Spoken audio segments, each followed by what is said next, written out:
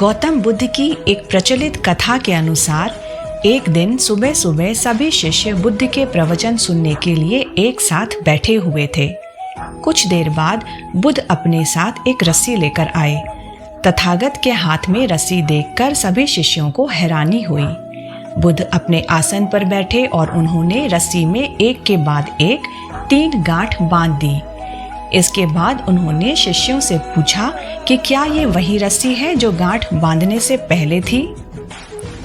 इस प्रश्न के जवाब में एक शिष्य ने कहा कि तथागत, इसका उत्तर थोड़ा मुश्किल है। ये हमारे देखने के तरीके पर निर्भर करता है।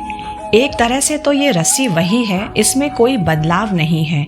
एक अन्य शिष्य ने कहा कि अब इसमें 3 गांठें लगी हुई हैं, जो कि पहले रस्सी में नहीं थी।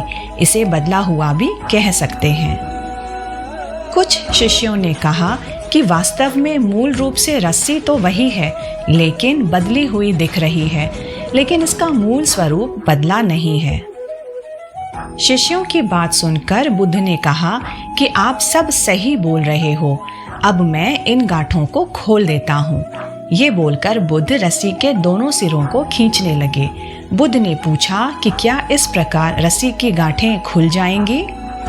सभी शिष्यों ने कहा कि नहीं, ऐसा करने से तो गांठें और ज्यादा कस जाएंगी, इन्हें खोलना और मुश्किल हो जाएगा। बुद्ध ने कहा कि ठीक है, अब एक अंतिम प्रश्न, इन गांठों को खोलने के लिए हमें क्या करना होगा? शिष्यों ने कहा कि हमें इन गांठों को ध्यान से देखना होगा, जिससे हम ये जान सकें कि इन्हें कैसे लगाया गया है। इसके बाद हम गांठें आसानी से खोल सकते हैं। बुद्ध इस जवाब से संतुष्ट हो गए और उन्होंने कहा कि ये सही बात है। हम परेशानियों में फंसे रहते हैं और बिना कारण जाने ही उनका हल खोजने लगते हैं, जबकि हमें पहले समस्याओं के मूल को समझना चाहिए। जब समस्याओं की वजह समझ आएगी तो उन्हें सुलझाना बहुत ही आसान हो जाएगा। इसीलिए कहते हैं कि जब समस्याओं की वजह समझ लेंगे तो उनका समाधान होने में सरलता आती है।